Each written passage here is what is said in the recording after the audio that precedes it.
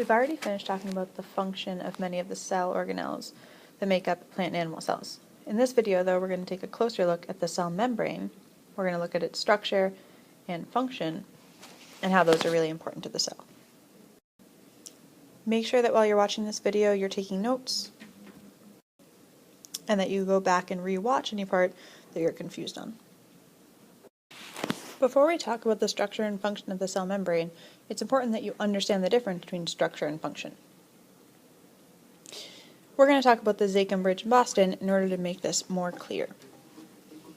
If we're looking at the structure of the Zakim bridge, you might say things like it's made up of triangular cement blocks. It's made up of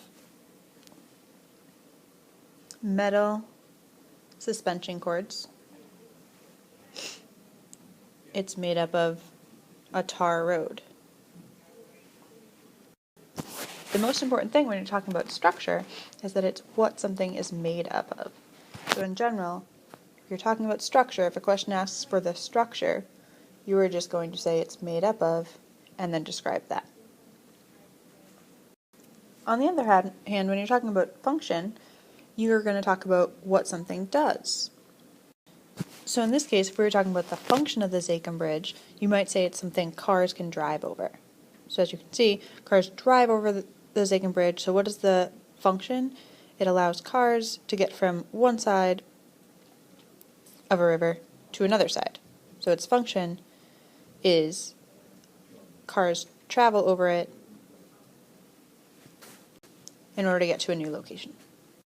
Typically, when we're talking about function, you would say something about what it does. First thing we're going to talk about is what is the structure of the cell membrane. Looking at the structure of the cell membrane, you'll notice it's made of a phospholipid bilayer. What's a bilayer? Bi just means two. So it has two layers, 1, 2. And lipid is just what's making up the two layers. So there are two layers of lipids. If each of these represents one lipid, then you can agree your cell membrane is made up of two different layers of lipids. But why do these two layers go tail to tail? So if you call this side of the lipid a tail, why are the tails lining up? Why aren't they lining up head to tail? In order to understand that, you have to understand a little bit about phospholipids. Phospholipids have two parts. They have what's called a head and a tail. The head is hydrophilic. This just means that it loves water. So the top part right here, which is considered the head, loves water. And its counterpart, the tail, is hydrophobic. So the tail down here is hydrophobic. And you've heard the word phobic before because you've heard of people being claustrophobic, which just means they hate small spaces. Or maybe you're arachnophobic, you hate spiders. Well, if you're hydrophobic, it means you hate water. So how does this relate back to our cell membrane? Well, if the heads love water and the tails hate water, then the heads are going to go towards water, and the tails are going to try to hide from it. In the case of a cell, you know that the cytoplasm is full of water. It's a jelly-like liquid substance.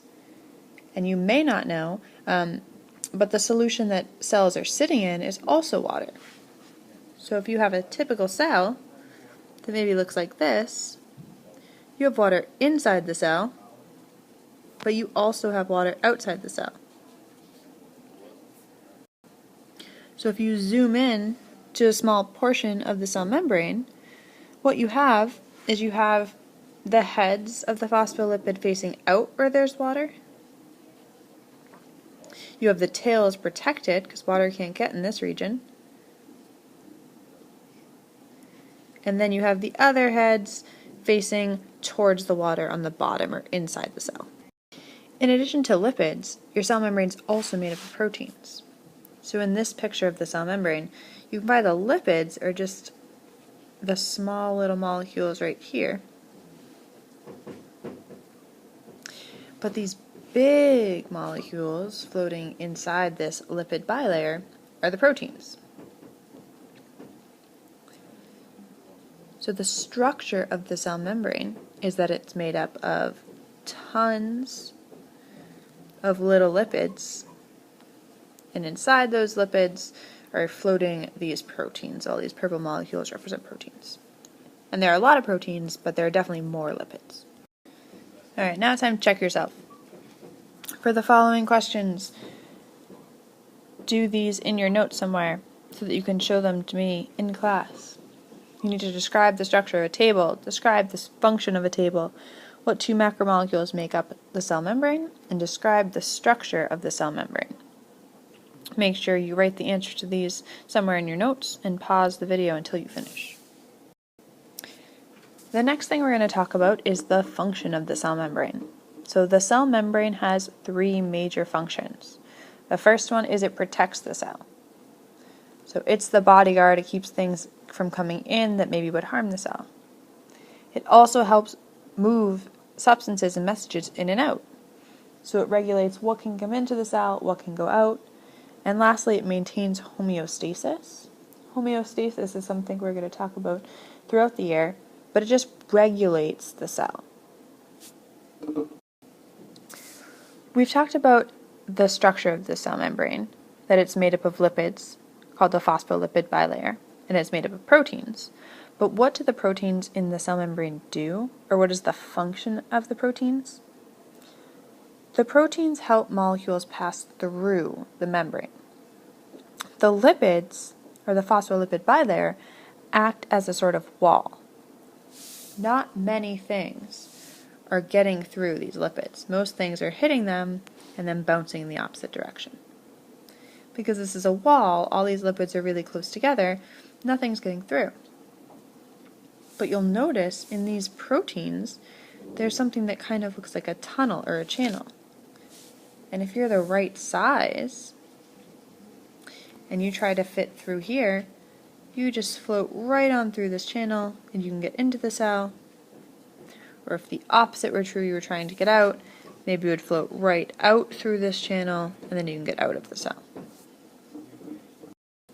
However, not everything can get in and out of a cell, even through the proteins. The cell membrane is something called semi-permeable, or selectively permeable. They kind of mean the same thing. So semi-permeable and selectively permeable just means that not everything can get in. The membrane allows some molecules to get in, but it also keeps others out. If you're a small molecule, like this red one right here, you can easily fit through this protein channel. But let's say you're not a small molecule. Let's pretend you're this big blue molecule. When you try to pass through this channel, you're too big, and you end up just bouncing off this protein, this wall, and staying outside the cell. Other things that can't quite make it through the cell membrane are ions, or other molecules that have a charge. Okay? Sometimes people compare the cell membrane to a bouncer in a club, right? So the bouncer is only going to let certain people in, certain people out. If you're underage, you're going to get bounced, just like if you're an ion or you're too big, you're going to get bounced. If you have an ID and you're the right age, you're going to be let in. So selectively permeable is how you would describe the cell membrane. And you would just say it functions to let small, nonpolar molecules pass through, but keep other molecules out. Lastly, try to answer the following 4 questions. Write the answer to these questions in your notes as well, so that you know you understood everything from the previous video. If you have any questions on this video, go back and rewatch parts. Make sure you can answer all the check for yourself questions, and also make sure you've completed notes on this video.